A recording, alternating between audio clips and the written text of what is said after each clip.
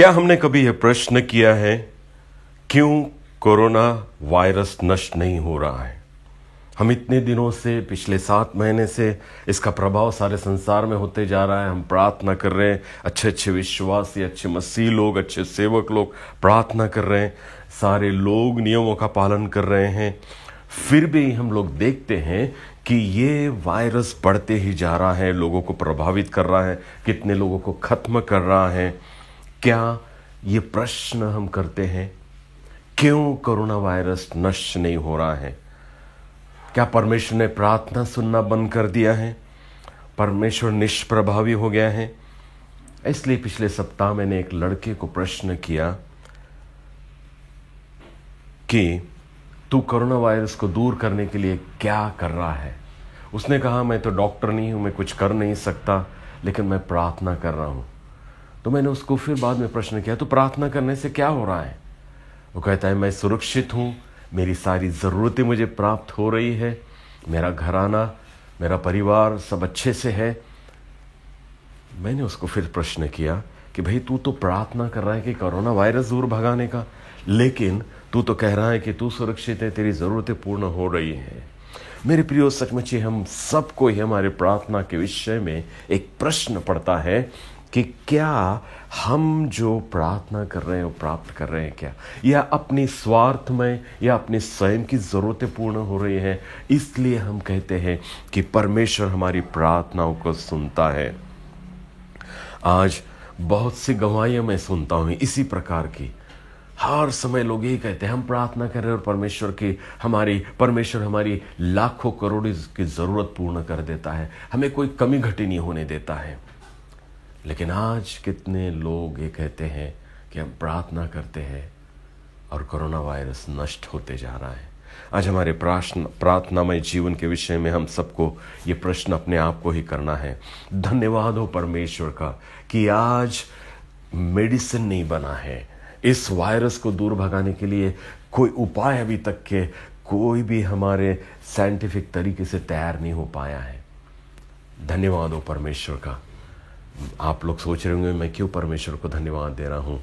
क्योंकि परमेश्वर ने इसका उपाय, इसका मेडिसिन मुझे और आपको दिया है, हमारे हाथों में उसका इंजेक्शन दिया है, और वो है प्रार्थना। वो है प्रार्थना जिसका इस्तेमाल हम सही प्रकार से नहीं कर पा रहे हैं।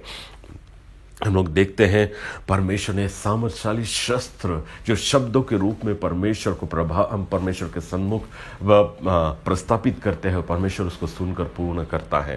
बड़ा सुंदर सा वचन है जो कि पाया जाता है याकूब की पत्री, उसका 5वां अध्याय 16 वचन में लिखा हुआ है, धर्मी जन की प्रार्थना के प्रभाव से बहुत सा कुछ हो सकता है। धर्मी जन की प्रार्थना के प्रभाव से बहुत सा कुछ हो सकता है। यहाँ देखिए, बड़े सुंदर प्रकार से बताया गया है, अच्छे शब्दों से की हुई प्रार्थना नहीं, लंबी लंबी प्रार्थना नहीं, लेकिन धर्मी जन की प्रार्थना से बहुत सा कुछ हो सकता है। ओ मेरे प्रियो, मेरी प्रार्थना का उत्तर अगर आज मुझे नहीं में मिल रहा है, तो मेरा धार्मिक जीवन कैसा है ये मुझे प्रकट करता है। कोरोना वायरस को दूर भगाने के लिए अभी तक के मुझे कुछ भी उत्तर नहीं मिला है, मैं प्रार्थना करते जा रहा हूँ। तो आज मेरे धर्म में जीवन के विषय में, जिसको मैं अपने आप को धर्मी कहता हूँ, प्रश्न निर्माण होता है, क्योंकि बाइबल बताती है कि धर्मी जन की प्रार्थना कभी भी ठुकराई नहीं जाती है।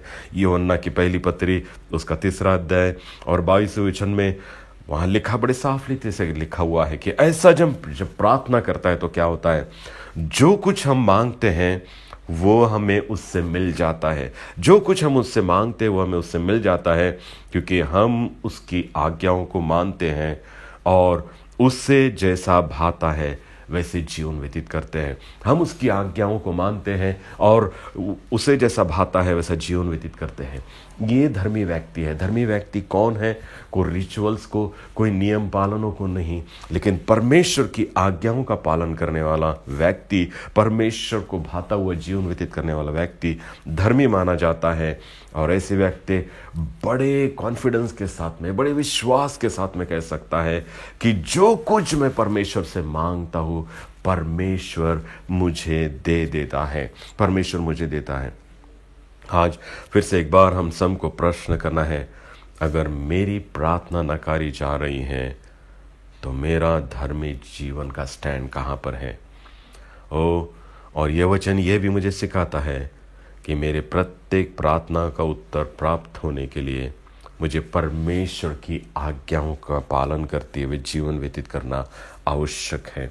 मेरी प्रत्येक की भी प्रार्थना का उत्तर पाने के लिए मुझे परमेश्वर की आज्ञाओं में जीवन व्यतीत करना आवश्यक है। मेरी प्रार्थना के विषय में गलत धारणाएं थी। मैं ऐसा सोचता था कि प्रार्थना करने के पहले परमेश्वर ने जो हमको अश्योरेंस दिया है प्रार्थना करने के द्वारा करने का, उसको क्लेम करे, उसको पढ़े। मैं बड़े इससे इर्मिया 33:3 पढ़ता था, मुझसे प्रार्थना कर तो मैं तेरी सुनूंगा। यशायाह 65:24 में हर समय स्मरण करके कहता था, पुकारते ही मैं तुझे उत्तर दूंगा, मांगते ही तुझे सुन लूंगा। लूक 11:9 में कहता, मांगो तो तुमको दिया जाएगा। ये वचन कोट कर करके मैं कई बार प्रार्थना करता था, लेकिन मेरा धर्मी जीवन कितना योग्य है, परमेश्वर को भाता है, इसके ओर मैंने लक्ष्य नहीं लगाया था। परमेश्वर अपने वचन का झूठा नहीं है। परमेश्वर जैसा उसने कहा है वो निश्चित ही करता है। लेकिन क्या ऐसे प्रार्थनाओं का उत्तर, परमेश्वर के ऐसे कार्यों को प्राप्त करने का महत्व मुझे आज मालूम है क्या? ये कैसे होता है? मेरे प्रियो, परमेश्वर किसी प्रकार से भी झूठा नहीं है, उसके वचन उतने ही सत्य है। लेकिन मैं अगर धर्मी बनकर प्रार्थना करूं तो निश्चित ही मेरी प्रार्थना नकारी नहीं जाती है और उसका उत्तर हमें मिलता है। आज इस महामारी से बचने के लिए हमें आज अपना प्रार्थना में जीवन को निरीक्षण करना, अपने धार्मिक जीवन को निरीक्षित करना बहुत ही आवश्यकता है। हमें बहुत से कुछ इस महामारी से बचने के लिए हमारी बहुत सी इच्छा है, हम कुछ करें, बहुत से प्रयत्न हम लोग कर रहे हैं और प्रार्थना भी कर रहे हैं, लेकिन शायद हो सकता है हमारी धार्मिकता झूठाई है। हम भी बहुत सा कुछ करने की लालसा तो कर रहे हैं, लेकिन वो पूरा नहीं हो रहा है। याकूब की पत्री 4 अध्याय 2 से 3 वचन में कहता है, हम लालसा तो करते हैं लेकिन हमें मिलता नहीं है, क्योंकि हम गलत इच्छाओं से मांगते हैं, हमें लड़ाई झगड़े हैं, हम खून करते हैं, हम हत्या करते हैं, हम बुराइयां करते हैं।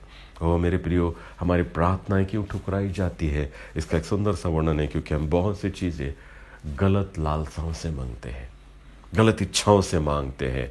हम में लड़ाई झगड़े हैं, हमारे में एक दूसरे के प्रति विरोध है, डाह है, और इस कारण से हमारी बहुत सी प्रार्थनाएं नहीं सुनी जाती है।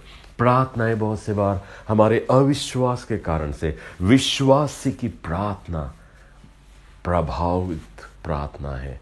लेकिन हम लोग कई बार मांगते तो है लेकिन विश्वास करने से डगमगा जाते हैं। और मैंने देखा पिछले दिनों में किसी एक बड़े व्यक्ति ने यह कहा कि कोरोना के ऊपर मैंने उपाय ढूंढ लिया है, इलाज प्राप्त कर लिया है, और उसको टीवी पे दिखाया गया, बताया गया कि उसने इलाज प्राप्त। अभी सब लोग सोच रहे थे कि छुटकारा हो जाएगा, लेकिन कुछ ही क्षणों के बाद में वो कहता है कि नहीं, कोरोना के ऊपर उपाय नहीं है, ये सिर्फ एक मनुष्य को ताकत देने वाली दवाई है। क्या हो गया? थोड़े से विश्वास की कमी होगी, अविश्वास हो गया। मेरे प्रयत्नों पर मैंने इच्छा तो की, मैंने कार्य करने का भी प्रयत्न किया, मैंने सब कुछ कर दिया, लोगों को बता भी दिया, लेकिन फिर कुछ ही क्षणों में अपने इस करतूतों पे अविश्वास भी दिखा दिया। अपने ही नहीं, लेकिन उस परमेश्वर पर भी कई बार हम लोग अविश्वास दिखाते हैं, जो कहता है कि मांगो तो तुमको दिया जाएगा, तुम मुंह खोलो तो मैं तुरंत उत्तर दूंगा। लेकिन हम लोग देखते हैं कि ऐसा कुछ भी प्रभाव उसका देखने को नहीं मिलता है, क्योंकि हम अविश्वास करते हैं, हम गलत मकसद से मांगते हैं। याकूब की पत्री 5वां अध्याय 15 वचन में बड़ा सुंदर प्रकार से लिखा है, विश्वास की प्रार्थना के द्वारा रोगी बच जाएगा और प्रभु उसको उठाकर खड़ा करेगा। विश्वासी के प्रार्थना के द्वारा, यानी विश्वास के साथ की हुई प्रार्थना के द्वारा रोगी चंगा हो जाएगा और प्रभु उसको उठाकर खड़ा कर देगा। मेरे प्रियो, आज हम लोग देख रहे हैं कि रोगी दिन पर दिन बढ़ते जा रहे हैं और ज़्यादा उनकी निचली दशा हो रही है।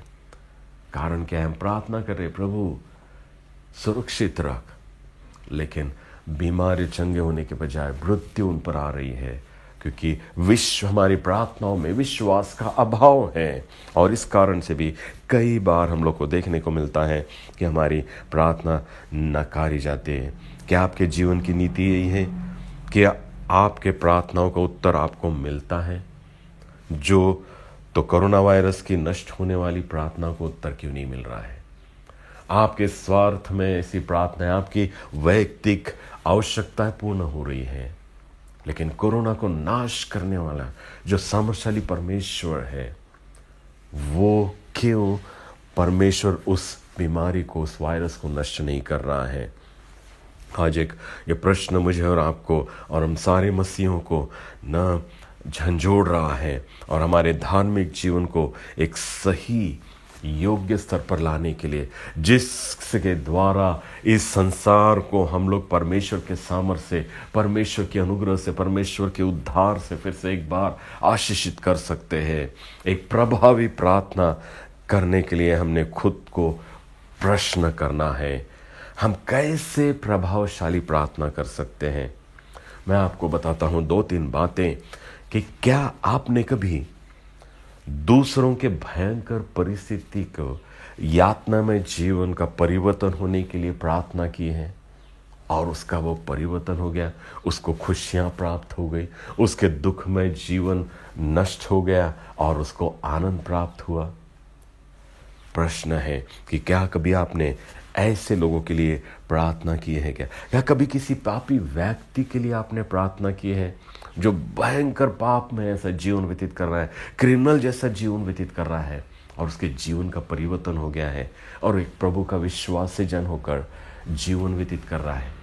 क्या ऐसे प्रभाव आपने अपने प्रार्थना का देखा है? क्या कभी किसी महामारी जैसे यातना में परिस्थिति में से कोई जा रहा था, बीमारियों में से जा रहा था और ऐसे समय में उसको शांति मिली, उसको आनंद मिला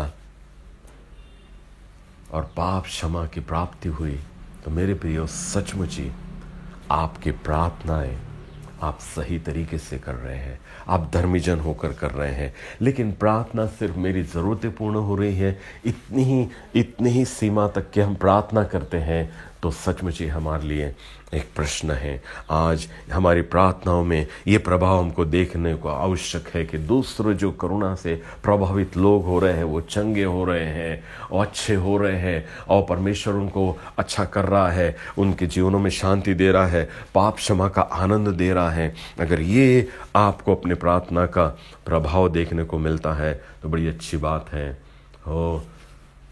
हम लोग कई बार है प्रार्थना करते हैं हमारी आवश्यकताओं के लिए। कितने बार मैं भी लोगों को बड़े चिल्ला कर कहता हूँ कि अरे परमेश्वर ने मुझे करोड़ों की ज़रूरत थी, परमेश्वर ने उसको पूर्ण कर ली लेकिन आज मुझे प्रश्न पड़ता है, उस करोड़ रुपए के बजाय अगर करोड़ आत्माओं को मैंने मांग लिया होता, उनका उद्धार हो जाए तो बहुत ही ज़्यादा प्रभावशाली, बहुत ही आशीष में ऐसा हुआ होता है। लेकिन कई बार हम लोग करोड़ आत्माओं के बजाय करोड़ों रुपए परमेश्वर से मांग लेते हैं, मिल भी जाते हैं, उसमें आनंद करते हैं, लेकिन करोड़ों आत्माओं को जीतना ये सच्चा आनंद देने वाला, पृथ्वी पर और आसमान पर स्वर्ग में आनंद देने वाली ऐसी बात है।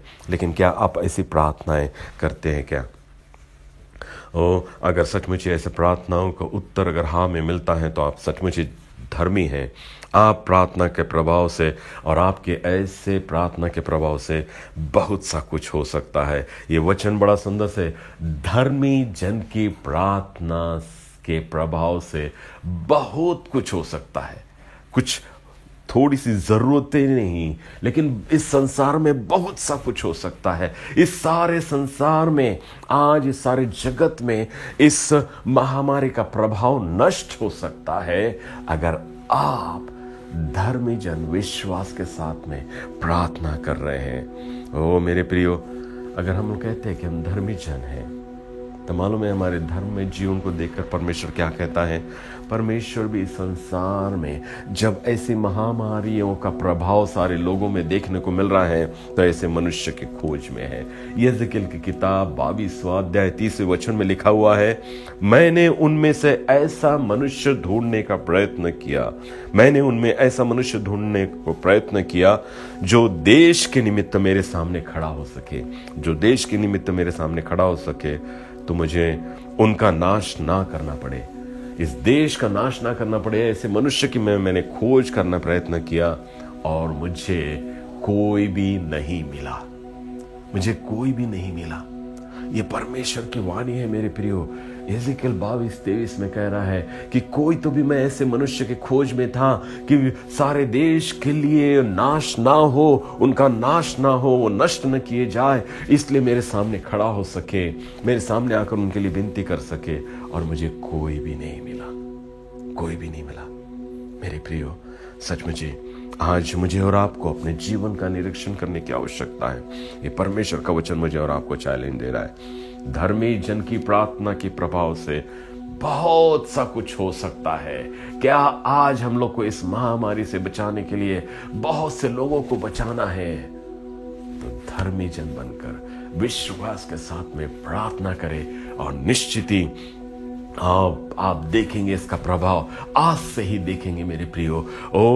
आज चिल्ला चिल्ला कर दुनिया को बताइए कि मुझे इस कोरोना वायरस के ऊपर उपाय मिल गया है, मेरे पास में वो इंजेक्शन आ गया है, वो आप मेरे पास में आइए और आप कोरोना वायरस से बच सकते हैं। और वो इंजेक्शन क्या है? प्रार्थना है। प्रभावशाली ऐसा शस्त्र परमेश्वर ने मुझे और आपको दिया है। क्या आप ऐसी प्रार्थना परमेश्वर से कर रहे हो? तो निश्चित ही आज से देखिएगा कि ये वायरस नष्ट होता हुआ नजर में आएगा और परमेश्वर का आनंद, परमेश्वर का प्रभाव, परमेश्वर की शांति और खुशियां फिर से एक बार इस संसार में देखने को मिलेगी। अगर आप ये चिल्लाकर दुनिया को बता रहे हैं कि मेरे पास वो इंजेक्शन है और वो है प्रार्थना, तो मैं आपको बताता हूं कि सचमुच ही इसका प्रभाव आप निश्चित ही देख पाओगे। वो प्रार्थना, विश्वासी की प्रार्थना, धर्मी जन की प्रार्थना, विश्वास से की हुई प्रार्थना सचमुच ही ये प्रभाव ले आ सकती है। याकूब की पत्री 1 अध्याय 6वां वचन में लिखा हुआ है, विश्वास की प्रार्थना कैसी होता है? अगर हम मांगते हैं तो हम संदेह नहीं करते और ये विश्वास कर लेते कि हमको मिल गया है, हमको मिल गया है, ये विश्वास करते हैं, हम संदेह नहीं करते हैं। संदेह करने वाला उस लहर के समान होता है, ऊंची उठती है समुद्रों में और फिर कहां विलीन हो गई पता नहीं चलते हैं। लेकिन विश्वास से मांगने वाला ये सोचता है कि मुझे मिल गया है, मुझे उपाय मिल गया है और यहां से आगे कोरोना वायरस तेरा एंड हो गया है और परमेश्वर की आशीष, परमेश्वर की शांति हम सबको प्राप्त हो रही है। आइए मेरे प्रियो, हम लोग प्रार्थना करें। प्यारे खुदावन, हम तुझे दिल से धन्यवाद देते हैं, तेरी स्तुति और प्रशंसा करते हैं। ये सामर्थशाली इंजेक्शन, सामर्थशाली प्रभावशाली शस्त्र प्रार्थना के रूप में तूने हमें दिया है कि सचमुच हम जिसका इस्तेमाल करें। प्रभु, तू कई बार दुखित होता है क्योंकि हम इसको इस्तेमाल नहीं कर रहे हैं। हम सिर्फ अपनी स्वार्थ में ऐसी अभिलाषाओं को, इच्छाओं को, जरूरतों को पूर्ण करने के लिए इसको इस्तेमाल करते हैं। लेकिन आज इस संसार को इस प्रार्थना के प्रभाव को देखने की आवश्यकता है। और परमेश्वर, तू तो अपने वचन का सच्चा परमेश्वर है, तो निश्चित ये करेगा। प्रभु, हम प्रार्थना करते हैं प्रभु, आज से प्रभु परमेश्वर पिता, सचमुच ही इस कोरोना वायरस पूर्ण रूप से इस संसार से नष्ट हो जाए। प्रभु, फिर से एक बार लोगों को तेरे उद्धार का आनंद प्राप्त हो, तेरी शांति प्राप्त हो। ओ प्यारे खुदावन, हर एक प्रभु परमेश्वर पिता, वो लोग जो इस समय इस कोरोना वायरस से प्रभावित हुए हैं, वो अपने आप में प्रभु परमेश्वर पिता, आज हम तेरे सामने आकर विश्वास के साथ में मांग रहे, इसलिए अपने आप में चंगाई हासिल करे। ओ प्रभु, एक नई बल, नई सामर्थ्य प्राप्त करे और सारे लोग अच्छे हो जाएं। ओ प्रभु परमेश्वर पिता, वायरस कहां चला गया किसी को नजर में ना आए ऐसा तो होने दे प्रभु। ओ ये सिर्फ तू ही कर सकता है। ओ इस संसार के कोई इंजेक्शन नहीं, कोई नहीं। परमेश्वर हम धन्यवाद देते हैं, तूने आज हमारी आंखों को खोला है एक प्रभावकारी धर्मी जन की प्रार्थना का प्रभाव से कितना इस संसार में कार्य हो सकता है, बहुत सा कुछ हो सकता है, तूने आज हमें बताया है। और आज हम ऐसे ही अपने मनों को नम्र और दीन करके, अपने पापों का अंगीकार करके, ओ प्रभु आज तुझसे विनती करते कि तू हमें क्षमा कर, हमारे अविश्वास का उपाय कर, हमें धर्मी बना। और आज हमारी प्रार्थना को तो सुन और तेरी महिमा तो करा ले।